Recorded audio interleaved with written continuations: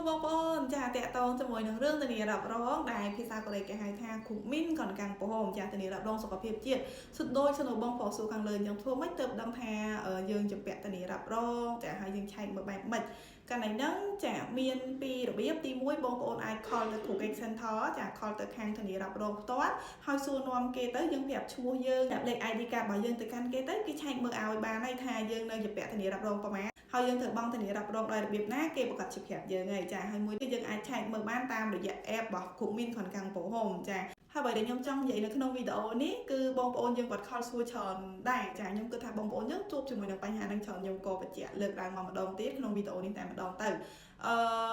ទី1គឺគាត់ទៅខ្មែរចាគាត់ទៅខ្មែរលើសមួយខែគាត់កាន់វីសា E7 ក្នុងកំឡុងពេលហ្នឹងគឺគាត់ទៅលេងខ្មែររយៈពេលមួយខែមួយថ្ងៃទេប៉ុន្តែពេលដែលគាត់ឡើងមកប្រទេសកូរ៉េវិញធានារ៉ាប់រងសុខភាពជាតិរបស់គាត់នឹងបែរជាគេលេងកាត់មួយខែធ្លាប់តែកាត់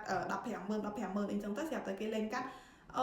ចឹងគាត់ក៏ឆ្ងល់ថាហេតុអីហើយមូលហេតុអីបានជាគេលេងកាត់ហើយគាត់អាចនឹងមានបញ្ហានៅពេលបន្តវីសាអត់ព្រោះខែ5នេះគាត់ត្រូវបន្តវីសាហើយខ្ញុំក៏ខលទៅសួរខាងធានារ៉ាប់រងជំនួសគាត់ណាចាពេលដែលខ្ញុំខលទៅសួរទៅខាងធានារ៉ាប់រងគេប្រាប់មកវិញថាគាត់ទៅលេងខ្មែរលើសមួយខែចាធំតែមួយខែមួយថ្ងៃក៏ដោយអត់បានទេចាធានារ៉ាប់រងរបស់គាត់គឺសាំងស៊ីលបានន័យថាត្រូវបានផ្ដាច់ជាបណ្ដោះអាសន្នអញ្ចឹងនៅក្នុងកំឡុងពេលដែលគាត់ចូលមកក្នុងប្រទេសកូរ៉េវិញឧទាហរណ៍ថាគាត់ចូលមកខែ5ថ្ងៃមួយរាប់ពីថ្ងៃដែលគាត់ចូលក្នុងប្រទេសកូរ៉េវិញចា6ខែក្រោយទៅធានារ៉ាប់រងរបស់គាត់ហ្នឹងបានភ្ជាប់អូតូវិញចាបានភ្ជាប់មកអូតូដែលយើងមិនបាច់ចាំខលទៅភ្ជាប់អីទេគឺគេភ្ជាប់ឲ្យអូតូវិញហើយតែយើងត្រូវរងចាំ6ខែចាអញ្ចឹងករណីហ្នឹង